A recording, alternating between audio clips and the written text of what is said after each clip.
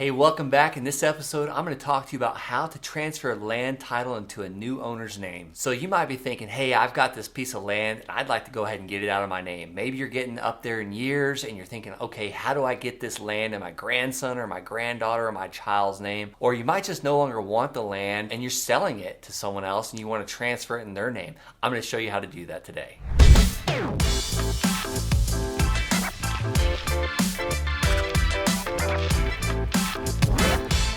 All right, so I got several points I want to make in this video.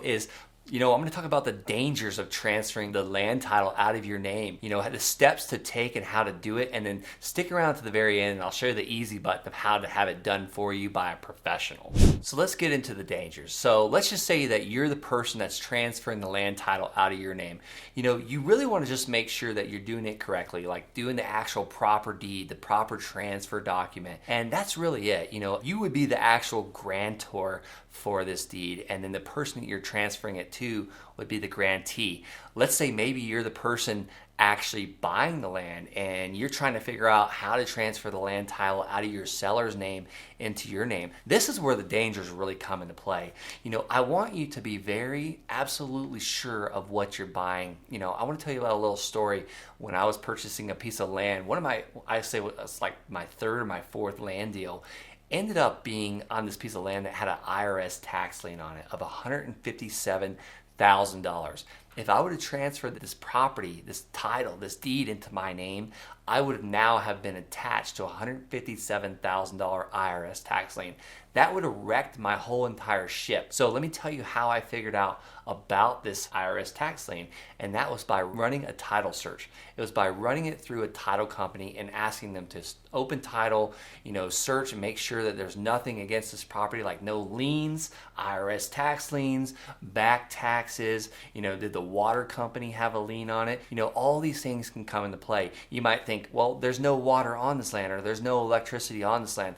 You still need to reach out to the local utility department, the local water company, the local power company, and make sure that there's not a water tap there and they're not charging each month, because a lot of these times, these water companies won't even put a lien on the property, but there'll be an outstanding bill of like $8,000 that's never been paid. So you never want to take ownership of a piece of land until you've run all these title searches, these lien searches, and actually physically called these companies. All right, so I've got some information here that I want to show you about what happens when you're transferring your title to a piece of land to a new owner. A lot of times there's a transfer document called a deed.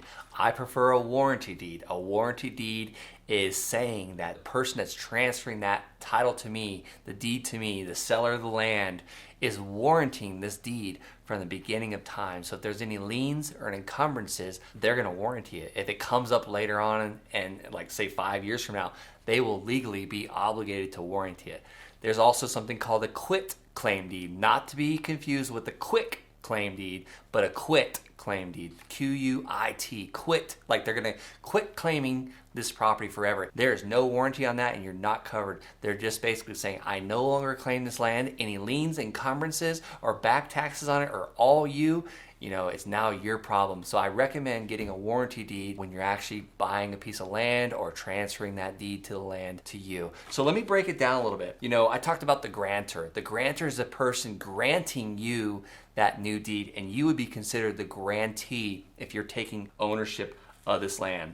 And another thing it says on the deed is to have and to hold without any liens or encumbrances or any issues, and they're not going to stop you from using and enjoying that land.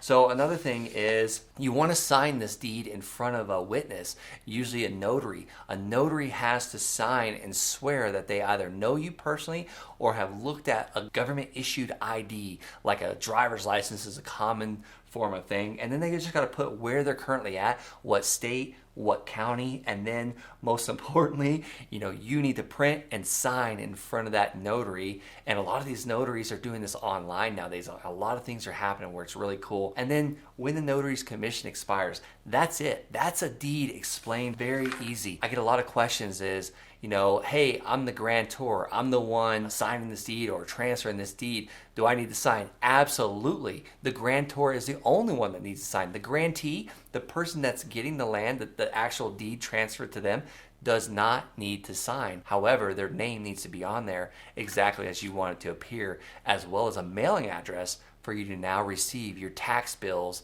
and any correspondence that the county would want to have. That's very important. That mailing address needs to be accurate. All right, so now that I've told you all this, I'm gonna get to the easy button, but before I do that, I want you to subscribe to this channel. I'm always coming out with additional content 5 days a week with how to buy land, how to sell land, how to list land, how to transfer land. So go ahead, hit that subscribe button now. All right, as promised, here's the easy button. So I love the saying, do what you do best and contract out the rest. I just gave you a lot of information, how to do a warranty deed, how to find a notary, things you have to look for in title searches. The easy button is the professional title company. You want to go ahead and search around for a title company in the area where this piece of land is located at or the property is located at. You want to make sure they deal with land or the property that you're dealing with, and just as simple as doing a Google search or calling a real estate company and saying, hey, who's a good title company? And this title company is going to run the title search for you. They're going to call the local utility companies and make sure there's no liens or back payments that haven't been paid. Nothing that's going to mess up the quiet enjoyment of you using the property for the rest of your life. So the title company will do all this for you, but here's the really cool thing. They will give you an insurance policy as well that says if they missed anything, if there's any errors or omissions or any problems, they will give you an insurance policy saying they will cover that as well. So I highly, highly recommend using a title company. Use a professional title company when you're transferring the title to a new owner, whether you're buying or selling. You always want to be covering your bases. You always want to cross those T's and dot those I's and know that you're not getting into something. The title company is the one that told me about that $157,000 IRS tax lien that I almost inherited right there. All right, so you might not even be the person that's actually looking to transfer the land to someone else. You might be helping a friend or a family member, or you might be that friend or family member as well. But here's the thing. Please share this video. There's other people out there that might need this information. Share this to a loved one or even a stranger that might need this. So go ahead, hit that share button. I've heard it brings good luck to help other people.